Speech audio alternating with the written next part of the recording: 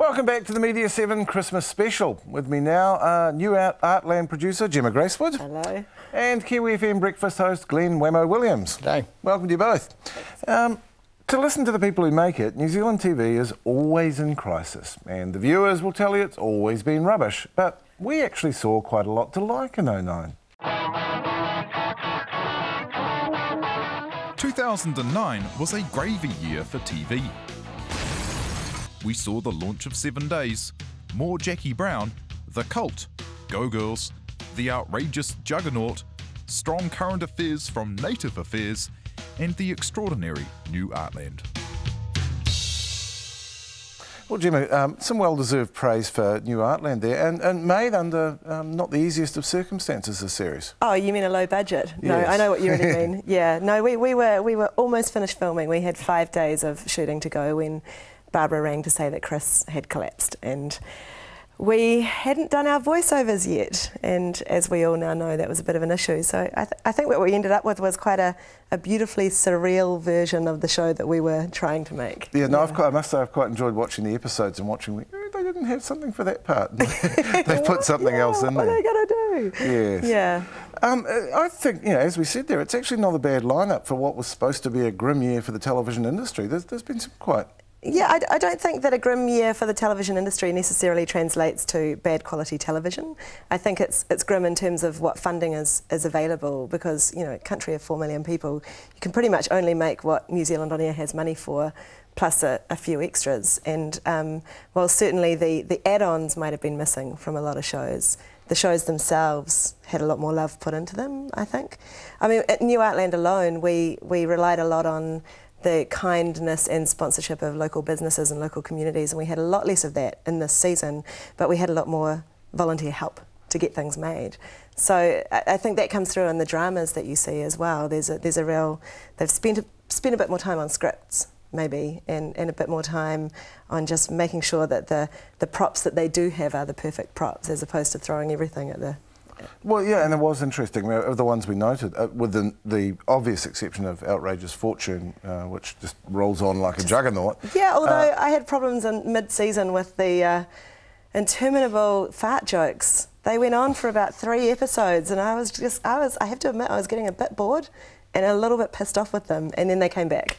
In the final episode. You're an outrageous watcher, Glenn? I'm not actually, but I am fascinated. Do you feel left out? Well, I do, because and it's like a lot of series that go on for many years, that if you're not in there in the beginning, you feel like if you start halfway through, it's not going to be as good for you. So that's what's happened to me, and maybe I should go back and watch the DVDs, which I think a lot of people are actually doing anyway, whether it be with local productions or overseas productions, is actually catching up and stuff on DVD and not actually watching it on telly. That's the shift, isn't it? Yeah, people aren't necessarily watching broadcast TV.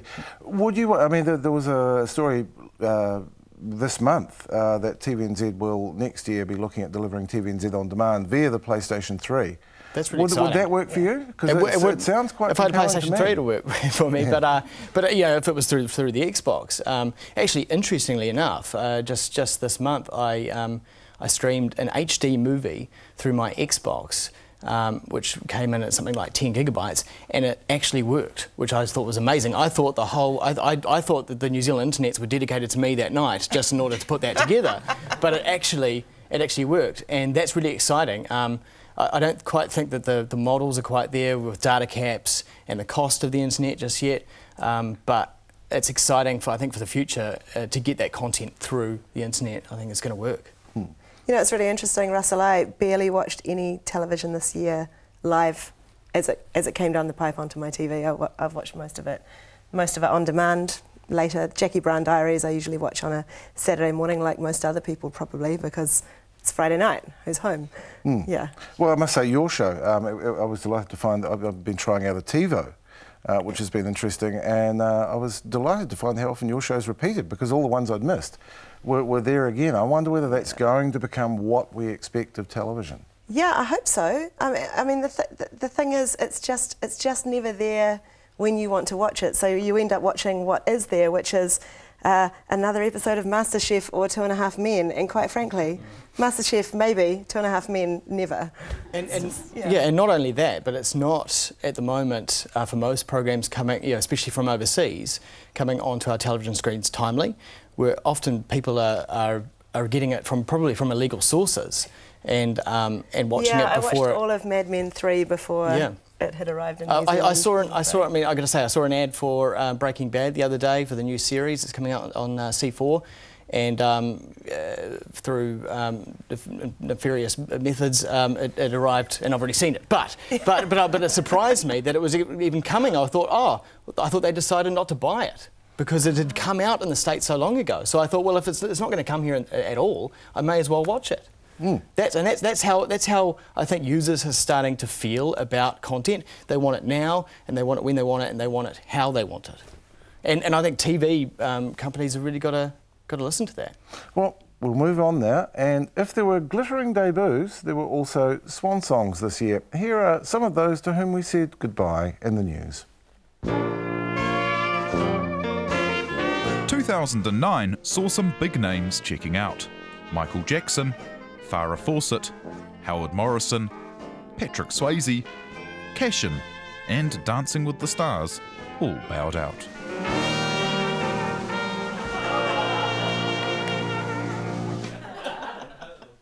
Well, Glenn, was that Michael Jackson funeral one of the most bizarre things you've ever seen on television? Because I had that feeling. It was really weird. I don't know if I watched the funeral or I watched the remembrance ceremony where his 2 children got up there and well, it was the remembrance. Yeah.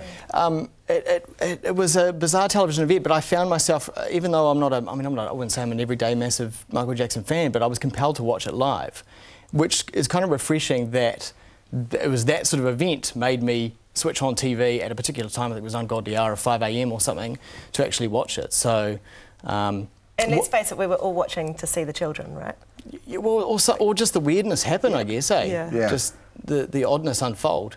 The funny thing about, I think, into the future, about all these famous people, passing away, is that into the future, more of these people are going to have social media accounts, whether it be a Twitter or Facebook or MySpace account or whatever.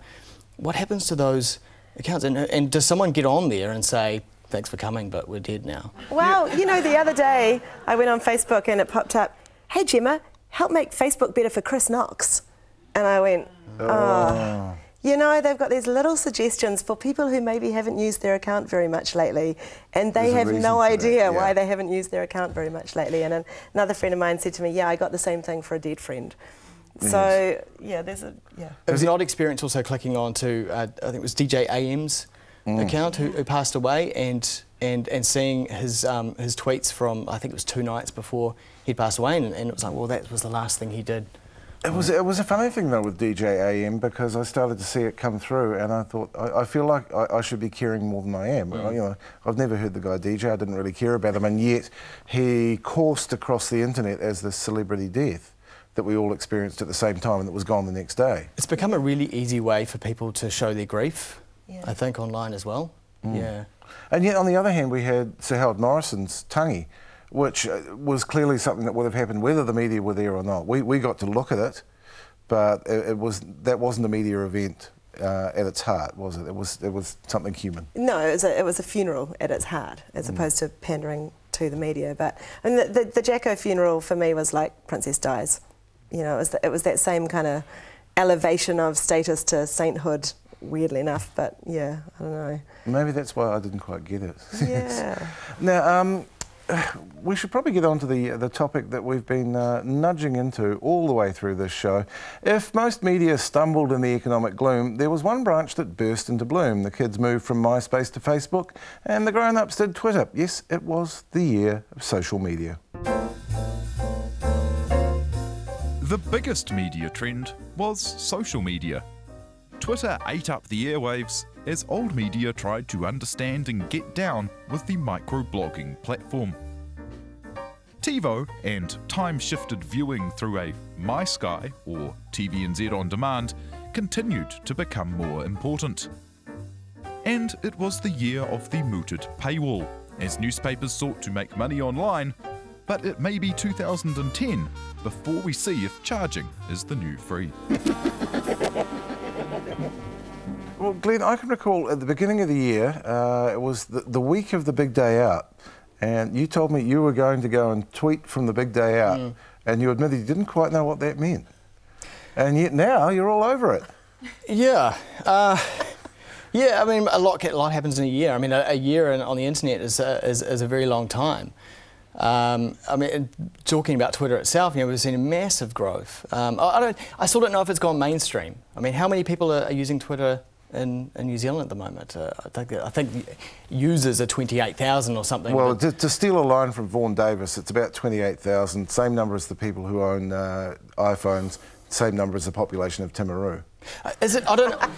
There's something in there, I think. Do you think? I mean, do you think is it just the chattering class, the so-called chattering class that is on Twitter, and therefore I think you know the mainstream everyone is hearing about it, but not everyone's using it. Well, don't you think it's like the beginning of blogging when the chattering classes were blogging, and then within a couple of years you had, and this is my cat, and this is the family blog of the Smiths, and this is my cooking diary, and this is my, and suddenly you've got quite a lot of boring, mundane to the chattering classes, but important to those communities, blogs going on. And I think the same thing is going to start happening with Twitter when ordinary people. I mean, do we even want it? You know, those of us using it at the moment enjoy it. Do we want it to become, the toy of the masses? Because it's quite nice as it is.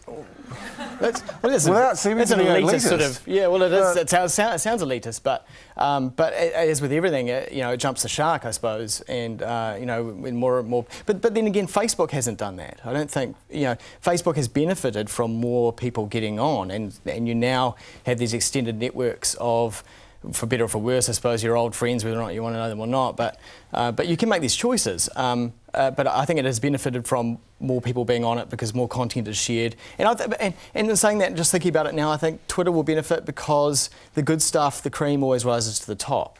And sure, there's lots of noise out there, but the more people that are on there, they push up the good stuff. And I think into next year, there'll be more and more tools available that will be able to farm the good stuff out.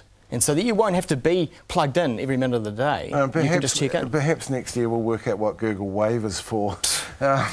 And with that, it remains only for me to thank our guests, Gemma Gracewood and Glenn Williams, Vaughan Davis, Hazel Phillips, Damien Christie and John Dibvig. Now, however you celebrate Christmas, we hope and trust it's a good one for you. We're not quite done with 09. You can catch us in a special show on New Year's Eve starring Lucy Lawless and Sean Plunkett and more.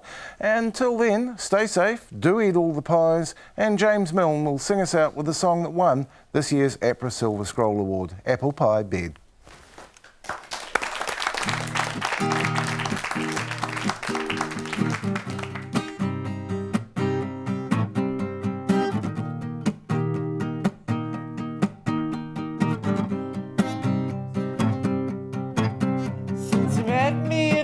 Pull me out of this apple pie bed.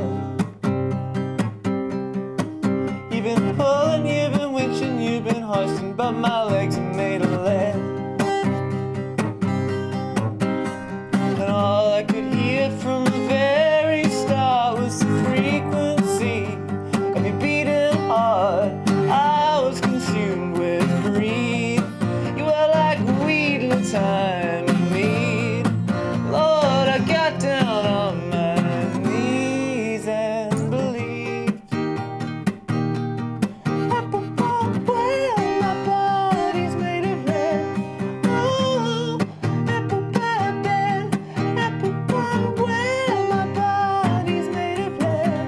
Oh, apple pie bed. Apple pie, well, my body's made of lead. Oh, apple pie bed. Since you met me, you've been trying to pull me out of this cold, defined soup. You've been pushing, you've been pinching, you've been prodding, but my mind